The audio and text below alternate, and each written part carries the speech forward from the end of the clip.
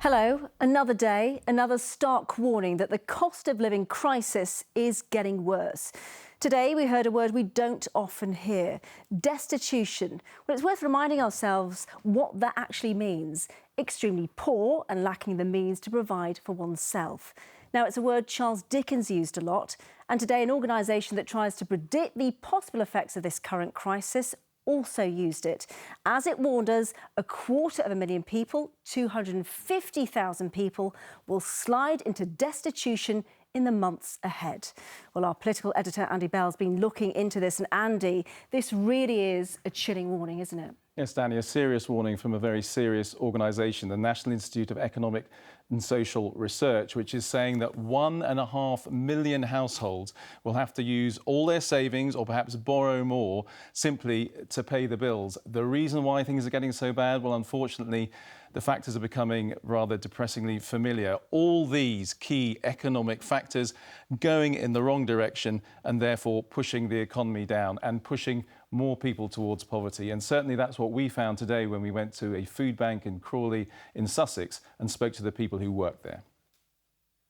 A lot of people think it's, people that visit food banks, they're just on benefits and that's it. That's not. We hear stories of working families that may have had their hours cut during the pandemic, or they're trying to work weekends just to make ends meet. With the rising cost of fuel, rising cost of petrol, some people are stuck between the choice of travelling to work and spending money on petrol or spending money on food, clothing, hygiene products.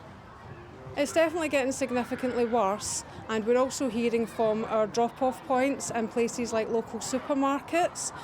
They're seeing a difference in their customer spending. A lot of people are switching to the Savers brand items. The items that the supermarkets are putting out for people to purchase on behalf of the hygiene bank and food banks, that has started to drop significantly. So it's not just the people who are servicing the food banks, it's the people that are donating to the hygiene bank, to the food banks, that are also feeling the pinch. Now, could more be done to help people in this situation? Well, certainly the National Institute of Economic and Social Research thinks yes.